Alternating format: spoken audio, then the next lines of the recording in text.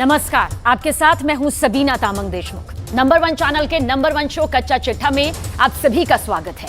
कच्चा चिट्ठा में आज बात सुखदेव सिंह के मर्डर से जुड़ी ऐसी मिस्ट्री की जिसने जांच एजेंसियों को हैरान कर दिया। कुछ रिपोर्ट्स में दावा किया गया कि सुखदेव सिंह की हत्या फुल प्रूफ प्लानिंग के साथ की गई, जिसके तार दुबई से जुड़े हुए हैं। अब सवाल यह उठता है कि आखिर सुखदेव सिंह की हत्या के पीछे असली मकसद था तो क्या यह मकसद था?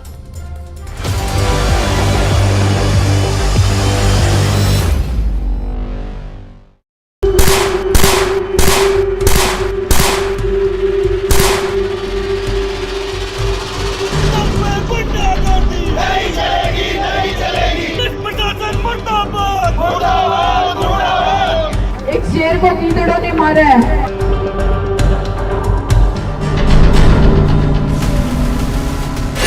शेर को गीदड़ों ने मारा, चिता पर बदले की कसम।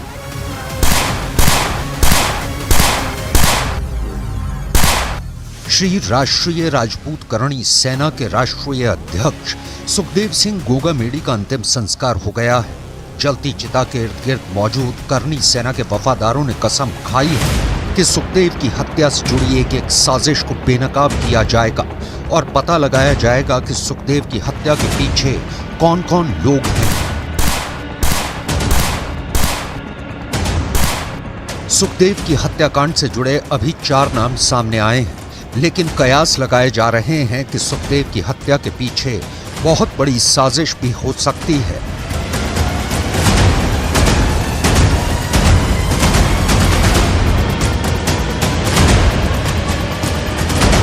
और इस हत्याकांड में और भी बड़े गैंगस्टर शामिल हो सकते हैं।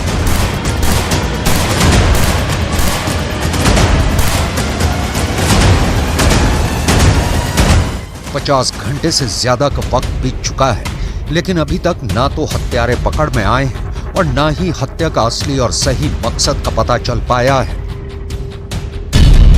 हत्या करने वाले 2, हत्या करवाने वाले कितने?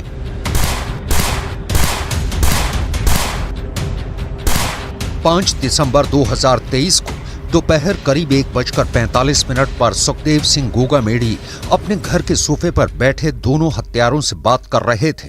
उस वक्त उन्हें भी अंदाजा नहीं था कि कुछ सेकंड बाद जो 2 शख्स उनके सामने बैठे हैं वो उनकी हत्या कर देंगे। कुछ सेकंड में ही हत्या के आरोपी रोहित राठौर, नितिन फौजी ने 17 राउंड फायर किए और देखते ही देखते कमरे में मौजूद 3 में से 2 लोगों ने मौके पर ही दम तोड़ दिया। सुखदेव को 4 गोलियां मारी गईं और हत्यारों ने पूरी तसल्ली कर ली कि सुखदेव अब जिंदा नहीं है। इसके बाद ही हत्यारे कमरे से भागे और फिर फरार हो गए। सुखदेव के हत्याकांड पर राजस्थान पुलिस ने भरोसा दिया है कि 72 घंटे के अंदर हत्यारे पकड़े जाएंगे, लेकिन वहीं दूसरी तरफ सुखदेव सिंह गोगामेडी की पत्नी शीला शेखावत ने साफ कहा है कि सुखदेव को गीदड़ों ने मारा है और शेर की हत्या को राजपूत समाज कभी नहीं भूलेगा।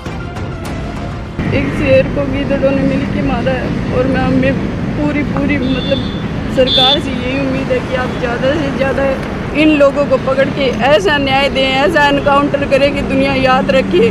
मैं चाहती हूँ कि मुझे इंसाफ मिले, मेरे बच्चों को इंसाफ मिले। क्या सरकार से आप मांग करेंगे, क्या आप समाज को कहना चाहेंगे न्यूज़ 18 के माध्यम से? 72 घंटे का हमें टाइम मिला है। अगर 72 घंटे में हो जाता है, उनको पकड़ के एनकाउंटर हो जाता है तो ठीक है, वरना तो उग्र आंदोलन के लिए सरकार भी तैयार रही है और हम भी तैयार हैं।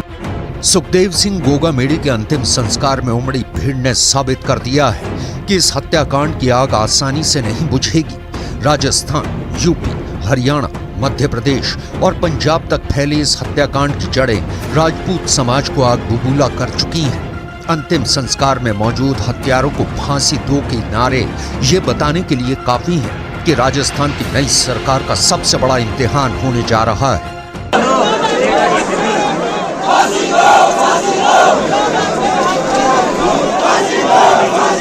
दोनों को मौत की सज़ा मिलनी चाहिए या फांसी की सज़ा मिलनी चाहिए, दोनों को। हमारी तो यही मांग है सरकार से, हमारी तो यही मांग है सरकार से, दोनों को देखते ही गोली से मार दें, जान से मार दें। ये गैंग आगे भी खराब कर सकती है, हमारे को न्याय यही चाहिए। गोगामेड़ी गांव में राष्ट्रीय राजपूत करणी सेना के प्रमुख सुखदेव सिंह का अंतिम संस्कार हो चुका है, लेकिन मैं आपको बता दूं कि करणी सेना से जुड़े हुए कई लोगों ने सुखदेव की चिता के सामने कसम खाई है कि सुखदेव के सभी हत्यारों को फांसी पर लटकाकर ही दम लेंगे। जबरदस्त गुस्सा और बदले की आग ने करणी सेना के गुस्से को चरम पर पहुंचा दिया है। आने वाले कुछ घंटे राजस्थान पुलिस के लिए बहुत बड़ी चुनौती साबित हो सकते हैं। हत्या करने वाले 2, हत्या करवाने वाले कितने?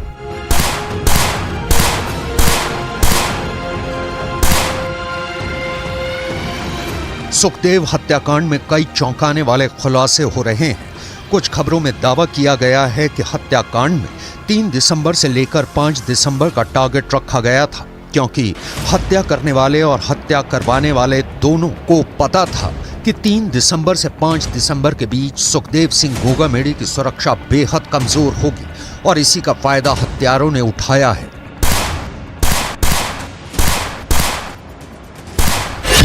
राष्ट्रीय राजपूत करणी सेना के राष्ट्रीय अध्यक्ष सुखदेव सिंह गोगामेड़ी की हत्या के वक्त उनके 5 पर्सनल गार्ड छुट्टी पर थे। दरअसल गोगामेड़ी को पिछले 3 साल से धमकियां मिल रही थी। पिछले 1 साल में धमकियों की संख्या बढ़ गई थी। अप्रैल में गोगामेड़ी ने हत्या की आशंका जताते हुए पुलिस से सुरक्षा मांगी थी, लेकिन उन्हें सुरक्षा नहीं मिली। ऐसे में उन्होंने अपने घर पर नजर रखने के लिए चप्पे चप्पे, गली नुक्कड़ पर हाई डेफिनेशन वाले सीसीटीवी लगवाए थे। अपनी सुरक्षा में 6 पर्सनल गार्ड तैनात कर दिए थे, लेकिन 5 दिसंबर को सुखदेव सिंह गोगामेड़ी के 5 पर्सनल गार्ड छुट्टी पर थे और जिसके चलते हत्यारों ने उन्हें आसानी से मार डाला। मैं इधर से जा रहा था, श्याम नगर की तरफ से जा रहा था देवी नगर के लिए। कमरे से बाहर आ रहे थे, मैं इधर से जा रहा था तो मेरे आगे एक 4 व्हीलर चल रही थी। एक बंदे ने तो उस 4 व्हीलर पे चलाया और वो दूसरे ने मेरे पास आके मेरे को सीधी कनपट्टी लगा दी यहाँ। आपने देखा, उनको पहचान सकते हैं आप? मैं नहीं पहचान सकता, वो तो एकदम से आए, रेसे लगा के चले गए। तो आपकी स्कूटी पे ले गए? हाँ, स्कूटी ले गए। फिलहाल रोहित गोदारा विदेश में है। पुलिस को शक है कि रोहित गोदारा ने संपत नेहरा के साथ मिलकर इस हत्याकांड को अंजाम दिया है। संपत अभी पंजाब की भटिंडा जेल में बंद है। पुलिस ने उसे 15 दिसंबर तक रिमांड पर लिया है। सुखदेव सिंह गोगामेड़ी को 4 गोलियां मारी गईं। रोहित राठौर, नितिन फौजी ने गोली मारकर हत्या की, जबकि सुखदेव की हत्या की जिम्मेदारी रोहित गोदारा ने फेसबुक पर ली। वहीं सुखदेव सिंह गोगामेड़ी हत्याकांड में गैंगस्टर संपत नेहरा पर केस दर्ज हुआ। सुखदेव सिंह गोगामेड़ी की हत्या 2 लोगों ने की, लेकिन अभी तक ना तो पुलिस और ना ही कोई खुफिया इनपुट डंके की चोट पर यह दावा कर पाया है कि सुखदेव की हत्या के पीछे का असली मकसद क्या था। क्या भारत के बाहर से सुखदेव सिंह गोगामेड़ी की हत्या करवाई गई या फिर सुखदेव सिंह गोगामेड़ी का कोई कर्मी इस हत्याकांड में शामिल है? तुमसे अगर बन पड़ता है तो कर लेना, मेरा भी उखाड़ लेना। तुम्हारे दांत की शेरनी में, उसी की शेरनी में, और तुम्हें देख लूंगी मैं, ठीक है? जब तक हमारी मांग पूरी ना हो आप लोगों के हिलना नहीं होगा। ये वादा करिए आप लोग मुझसे कि जब तक उनका एनकाउंटर नहीं हो जाता आप हिलोगे नहीं। फिलहाल रोहित गोदारा विदेश में है। पुलिस को शक है कि रोहित गोदारा ने संपत नेहरा के साथ मिलकर इस हत्याकांड को अंजाम दिया है। संपत अभी पंजाब की भटिंडा जेल में बंद है। पुलिस को शक है कि रोहित के कहने पर उसने प्लानिंग की और हथियार शूटर की व्यवस्था कराकर मर्डर को अंजाम दिया। संपत नेहरा और रोहित गोदारा दोनों लॉरेंस बिश्नोई गैंग के सदस्य हैं। इस मर्डर में 2 नाम सामने आए हैं। एक है रोहित राठौर और दूसरा है नितिन फौजी। ये दोनों रोहित गोदारा के लिए काम करते हैं। फिर देखिए, सबसे ऊपर लॉरेंस बिश्नोई, उसके नीचे 2 बड़े क्रिमिनल जिनका इस केस में नाम आया है। एक है संपत नेहरा जो पंजाब की भटिंडा जेल में बंद है और दूसरा है रोहित गोदारा जिसका ठिकाना अमेरिका में बताया जा रहा है। अब नितिन फौजी रोहित गोदारा के लिए काम करता है, यानी पूरा कनेक्शन साफ है। 5 साल तक कांग्रेस की सरकार रही, तब उन पे हमला नहीं हुआ। गहलोत सरकार रही, सुरक्षित रहे करणी सेना कहते। ये तो नापाक कदम, गुंडों अपराधियों को बढ़ावा देने वाली।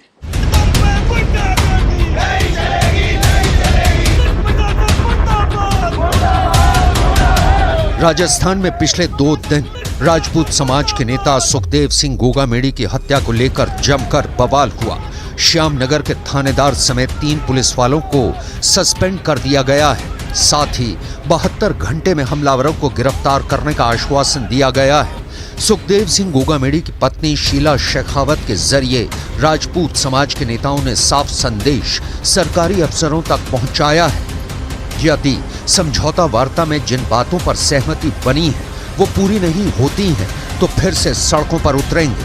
पुलिस प्रशासन के सामने अब यही सबसे बड़ी चुनौती है। 72 घंटे में दोनों हत्यारों को गिरफ्तार करना है। यदि ऐसा नहीं होता है तो राजपूत समाज फिर से आंदोलन का रास्ता चुन सकता है।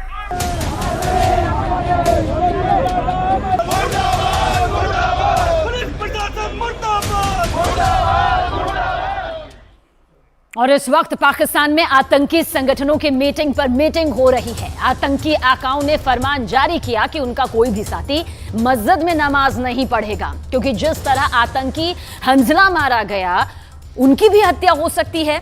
कौन लगा रहा है पाकिस्तान के आतंकवादियों को ठिकाने? हर महीने किसी ना किसी खूंखार आतंकवादी की मौत का आखिर मास्टरमाइंड कौन है?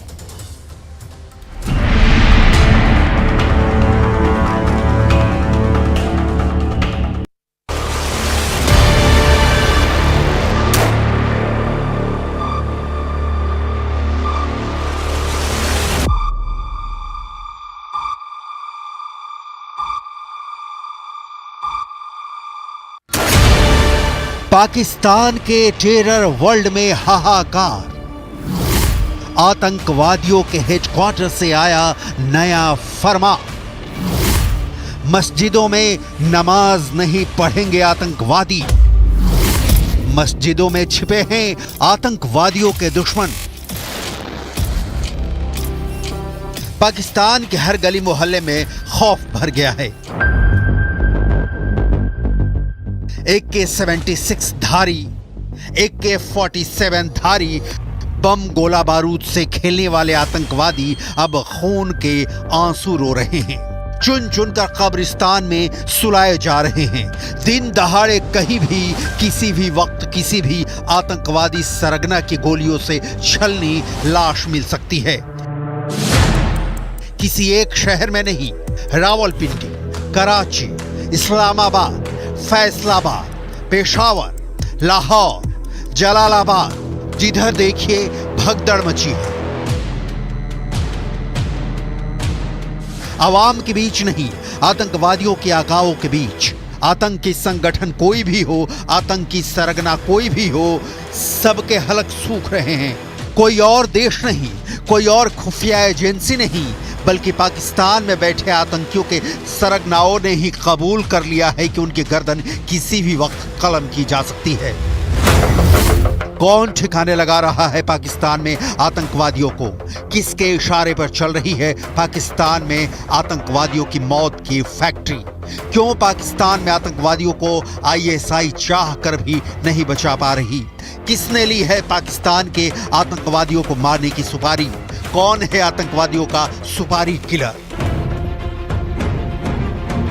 एक के बाद एक मोस्ट वांटेड आतंकवादियों की हत्या से आतंकी संगठनों के आकाओं को भी अपने और अपने गुर्गों की हत्या का डर सताने लगा है।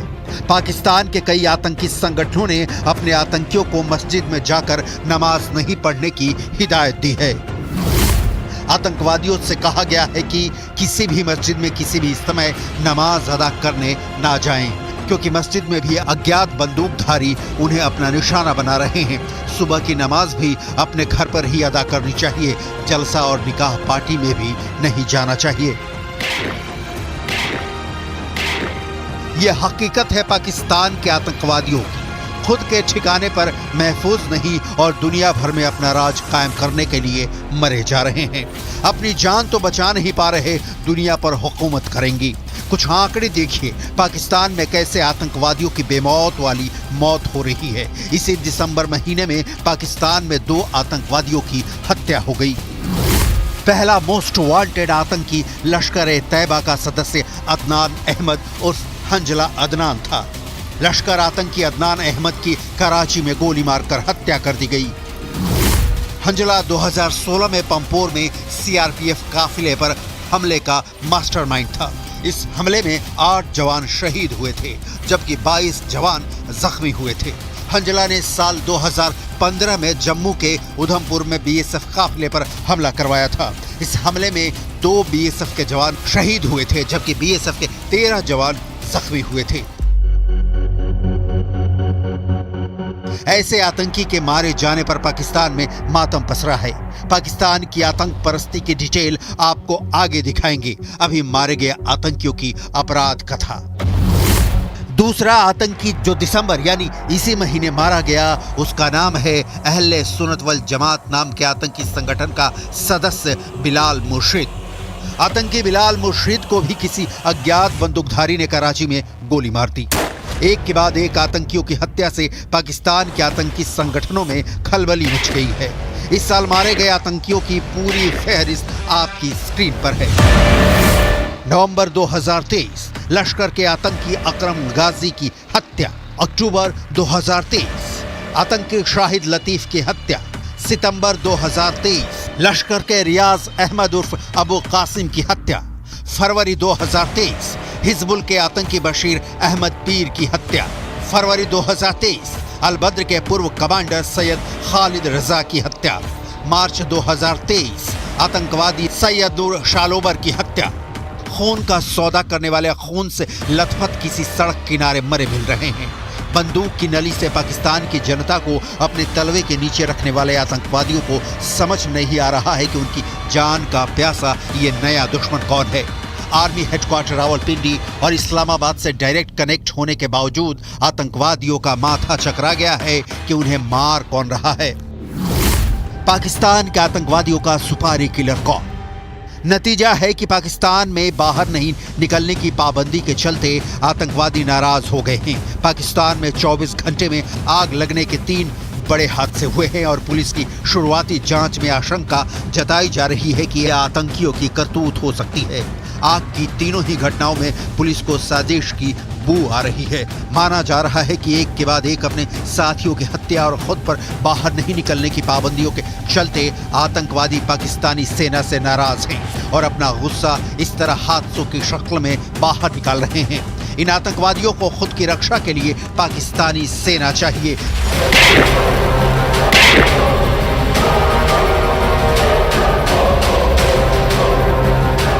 क्योंकि लश्कर तैयबा का आका हाफिज सईद खौफ में है। जैश ए मोहम्मद का सरगना मसूद अजहर भी दहशत में है। हिजबुल मुजाहिदीन के मुखिया सैयद सलाहुद्दीन का हलक सूख गया है। पाकिस्तान में पनाह लिए और पाकिस्तानी फौज की सरपरस्ती में भारत के खिलाफ आतंकी साजिशें रचने वाले करीब 12 आतंकवादी संगठनों में खौफ ज्यादा है, क्योंकि इस साल मार्च से लेकर अब तक 9 आतंकवादियों की हत्या कर दी गई है। पाकिस्तान में औसतन हर महीने एक आतंकी की हत्या हो रही है। पाकिस्तान के आतंकवादियों का सुपारी किलर आखिर कौन है? इस सवाल का जवाब आपको दुनिया की किसी भी फाइल में नहीं मिलेगा। पाकिस्तान में जो आतंकवादी मारे गए हैं उनकी आतंकी स्टोरी बहुत डरावनी है। इन आतंकवादियों ने इंसानियत का खून बहाया है और अब मर रहे हैं, तो इन्हें प्रोटेक्शन चाहिए। यह प्रोटेक्शन क्या पाकिस्तान से इन आतंकवादियों को मिलेगा, इसके डिटेल आपको आगे दिखाएंगे। अभी उस अदृश्य कातिल की तलाश जिसने आतंकवादियों के सीने में कभी ना खत्म होने वाला खौफ भर दिया है। पाकिस्तान के आतंकवादियों का सुपारी किलर कौन? पाकिस्तानी मामलों के जानकारों का मानना है कि खुफिया agency ISI use and throw के फॉर्मूले पर चलती है। लिहाजा आतंकवादियों की लगातार हो रही हत्या के पीछे मुख्य रूप से 3 थ्योरी की चर्चा हो रही है। पहली थ्योरी, हो सकता है कि आतंकी जो उसके काम के नहीं रह गए हैं उन्हें वो खुद ही साजिशन मरवा रही हो, मतलब ISI ही आतंकवादियों को मार रही है। दूसरी थ्योरी, ये भी हो सकता है कि आतंकवादियों के बीच वर्चस्व की लड़ाई भी आतंकवादी मारे जा रहे हों। तीसरी थ्योरी, पाकिस्तान को आतंकियों की वजह से ब्लैक लिस्टेड होने का डर बना रहता है। ऐसे में हो सकता है कि सरकारी मशीनरी के जरिए ही इनका खात्मा किया जा रहा हो। पाकिस्तान के आतंकवादियों की हत्या की वजह जो भी हो, भारत के लिए यह अच्छी खबर है। पाकिस्तान ही नहीं, अफगानिस्तान या कनाडा में भी भारत के खिलाफ खूनी साजिश रचने वाला कोई मारा जाए तो ये बेहद अच्छी खबर होगी। लेकिन पाकिस्तान के आतंकवादी समूह अपने खूनी यारों की मौत का कारण भारतीय खुफिया एजेंसियों को मानते हैं। जिस तरह से खालिस्तानी आतंकी हरदीप सिंह निज्जर की हत्या का आरोप भारत पर मढ़ा, लेकिन बार बार सबूत मांगने के बावजूद कनाडा के प्रधानमंत्री जस्टिन ट्रूडो इसका सबूत नहीं दे पाए, वही हाल पाकिस्तान और पाकिस्तान में पल रहे आतंकवादियों का है। यह पूरी दुनिया जानती है कि पाकिस्तानी आईएसआई ने हिजबुल मुजाहिदीन प्रमुख सैयद सलाहुद्दीन, जैश ए मोहम्मद का सरगना मसूद अजहर और लश्कर ए तैयबा प्रमुख हाफिज सईद को सुरक्षा घेरा दिया है। इन्हें बुलेट प्रूफ गाड़ियां मुहैया कराई गई है। इन्हें सतर्क किया गया है कि अपने ठिकाने से बाहर नहीं निकले। असल में पाकिस्तान अराजकता के दौर में है। कहीं कोई सरकार, शासन, नियम या कायदे की जगह नहीं है। देश आर्थिक रूप से कंगाल हो चुका है। फैक्ट्रियां बंद हो गई हैं। बेरोजगारों की भीड़ उमड़ रही है। यहाँ तक कि आवाम को 2 जून का खाना जिस दिन नसीब हो जाता है, अल्लाह का शुक्रिया अदा करते ही दिन कट रहे हैं। बस आतंकवाद ने पाकिस्तान की सरकार, सेना और अफसरशाही सबको पंगु बना दिया है। मजहबी खाल ओढ़े इन आतंकवादियों ने पाकिस्तान की आने वाली कई नस्लों को नफरती तेजाब में डुबो दिया है। इनके मारे जाने पर पाकिस्तान को खुश होना चाहिए, लेकिन पाकिस्तान दुखी है क्योंकि उसके असली बेटे पाकिस्तान के फौजी नहीं, आतंकवादी हैं। इजराइल और हमास की महाजंग में बहुत ही बड़ा ट्विस्ट आ गया। खतर में छिपे बैठे हमास के चीफ इस्माइल हानिया ने वहां से सीधा पाकिस्तान को याद किया। हमास अपने दोनों दोस्तों ईरान और हिजबुल्लाह से बेहद नाराज है, इसलिए अब उसने धर्म का वास्ता देकर पाकिस्तान से उसका एटम बॉम्ब मांग लिया।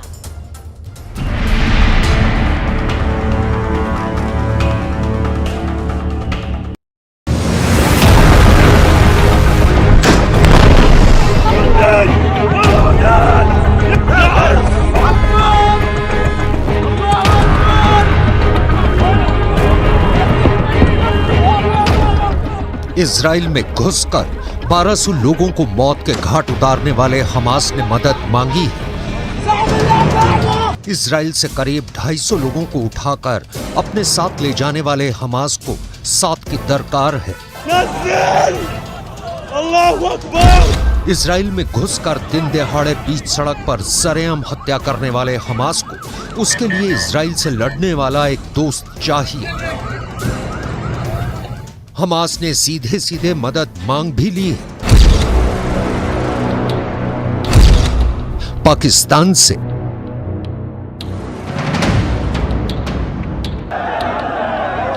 उस कंगाल पाकिस्तान से जिसके खुद के खाने के लाले पड़े हैं, जिससे अपने ऊपर चढ़ा बेइंतहा कर्ज उतारा नहीं जा रहा, जो खुद दिवालिया होने की कगार पर खड़ा है, और तो और जो खुद अपने यहां हो रहे आतंकी हमलों पर लगाम नहीं लगा पा रहा।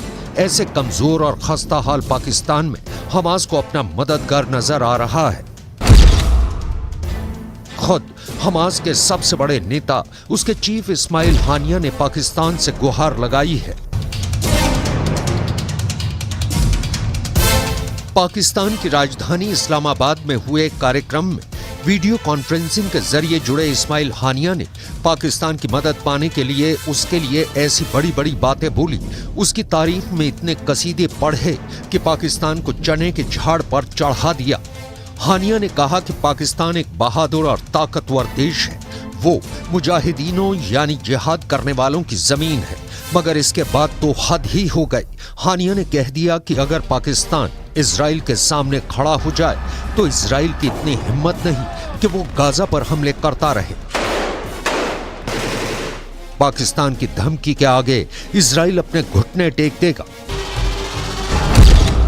हमास की इस मदद की अपील ने पूरी दुनिया को हैरान कर दिया है। सवाल उठ रहा है कि हमास को मदद मांगने के लिए कोई और देश नहीं मिला, पाकिस्तान में उसे ऐसा क्या दिख गया? हमास के पास दोस्तों की तो कोई कमी नहीं। पश्चिमी एशिया में अमेरिका के दोस्त कतर ने हमास के नेताओं को पनाह दी हुई है।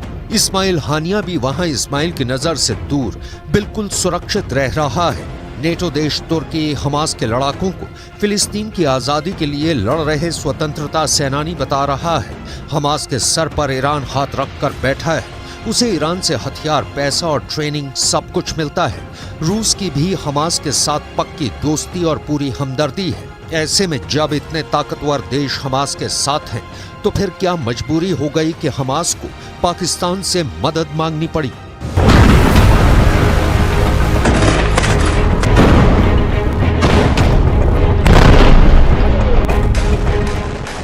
तो बात ऐसी है कि ये देश इजराइल को ललकार तो रहे हैं, उसे जमकर खरी खोटी सुना रहे हैं, लेकिन हमास के साथ इजराइल से लड़ने नहीं उतर रहे हैं। और हमास को इस वक्त जंग के मैदान में उसके साथ लड़ने वाले एक साथी की जरूरत है। इसलिए हमास गुस्से में है। पिछले महीने यह खबर आई थी कि हमास, ईरान और हिजबुल्लाह अपने दोनों साथियों से नाराज है, क्योंकि प्लान ये था कि सबसे पहले हमास इजराइल पर हमला करेगा, जो कि उसने 7 अक्टूबर को किया भी। प्लान के तहत हमास के लड़ाकों ने कैलेंडर में तारीख बदलते ही 7 अक्टूबर को इजराइल पर अब तक का सबसे भयानक आतंकी हमला कर दिया। इसके बाद बारी थी हिजबुल्लाह और ईरान के मैदान में उतरने की। इजराइल के उत्तर में मौजूद लेबनान से हिजबुल्लाह को इजराइल पर धावा बोलना था। वहीं मीलों दूर पूर्व में बैठे ईरान को इजराइल के खिलाफ अपनी पहली और आखिरी जंग छेड़नी थी। यानी इजराइल को उसके पूर्व, दक्षिण और उत्तर में एक साथ घेरने की पूरी तैयारी, ताकि इजराइल पर 3 दिशाओं से हमला करके उसे सर उठाने का मौका ही ना दिया जाए। इजराइल हमास को जवाब देने के लिए खड़ा हो तो हिजबुल्लाह उस पर टूट पड़े। इजराइल हिजबुल्लाह से भिड़ने की तैयारी करे तो ईरान उस पर बम गिरा दे।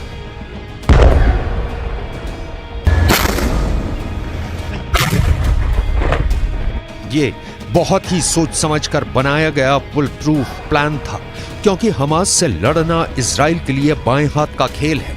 लेकिन अगर हिजबुल्लाह और खुद ईरान भी इजराइल पर एक साथ अटैक कर देते तो इजराइल की कमर टूट जाती, मगर ऐसा कुछ हुआ नहीं। शुरुआत में तो हिजबुल्लाह ने इजराइल पर खूब हमले किए। ईरान ने भी इजराइल को धड़ाधड़ धमकियां दी। शहादत ज़नान व कूदकान फ़लस्तीनी به حکومت جعلی رژیم صهیونیستی پایان خواهد داد و ما شاهد خواهیم بود پیروزی فلسطینی ها را و نابودی اسرائیل و رژیم جعلی را मगर फिर अमेरिका इजराइल का साथ देने के लिए खुद मैदान में उतर गया। इजराइल की मदद के लिए अमेरिका ने उसके पड़ोस में मौजूद भूमध्य सागर में अपने जंगी जहाजों और लड़ाकू विमानों का बेड़ा भेज दिया। समंदर के साथ अमेरिका ने पश्चिमी एशिया के आसमान में भी सुरक्षा घेरा बना दिया। उसके F-16 जैसे 2400 किलोमीटर प्रति घंटा की रफ्तार से उड़ने वाले ताकतवर लड़ाकू विमान पश्चिम एशिया पहुंच गए और अमेरिका के थाड और पैट्रियट जैसे मिसाइल डिफेंस सिस्टम भी पश्चिम एशिया में तैनात कर दिए गए। हमास, हिजबुल्लाह और ईरान को यह अंदाजा नहीं था कि इजराइल को बचाने के लिए अमेरिका सीधे सीधे उसकी ढाल बन जाएगा। अमेरिका का आक्रामक रवैया देखकर वो तीनों हिल गए।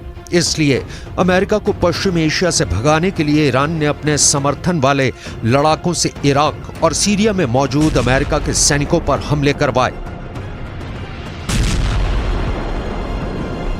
लेकिन अमेरिका नहीं डरा और उसने भी ईंट का जवाब पत्थर से देकर अपने तेवर दिखा दिए।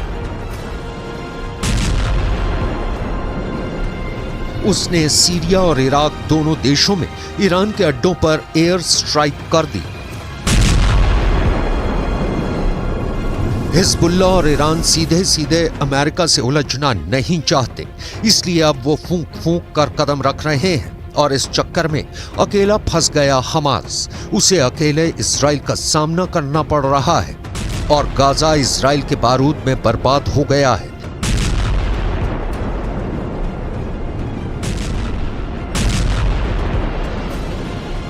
इसलिए हमास पाकिस्तान को मक्खन लगाकर अपना उल्लू सीधा करना चाहता है। लेकिन पाकिस्तान हमास की क्या मदद कर सकता है?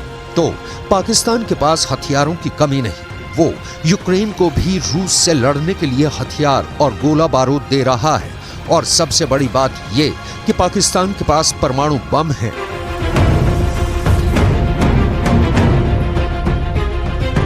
हमास के लिए सबसे बड़ा खतरा यह है कि इजराइल के पास भी एटम बम है और पाकिस्तान के हथियारों के जखीरे में भी परमाणु बम है।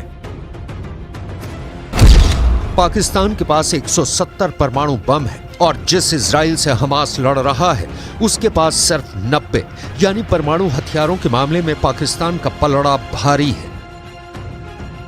पाकिस्तान इजराइल को देश भी नहीं मानता और हमेशा फिलिस्तीन के साथ खड़ा रहा है। ऐसे में वो हमास की मदद कर सकता है। हमास ईरान से तो मुंह नहीं मोड़ेगा और अगर उसे पाकिस्तान का भी साथ मिल गया तो इस लड़ाई में इजराइल और अमेरिका के खिलाफ बहुत बड़ी टीम खड़ी हो जाएगी।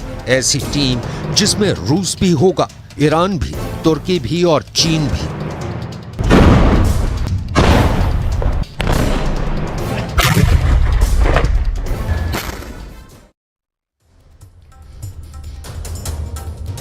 हमास का टॉप लीडर इस्माइल हानिया इस वक्त आखिर है कहां? किसी को कुछ नहीं पता। इजराइल की खुफिया एजेंसी इस्माइल हानिया की तलाश में बेहद तेजी के साथ जुटी है। हानिया के कई ठिकानों पर इजरायली डिफेंस फोर्स ने बॉम्ब तक बरसाए, लेकिन हानिया की जानकारी अब तक किसी को नहीं मिल पा रही। दूसरी तरफ हमास के दूसरे नेता याह्या सिनवार की तलाश में खान यूनिस पर आईडीएफ हमला कर रहा है, लेकिन अब तक सिनवार भी पकड़ा या फिर मारा नहीं जा सका।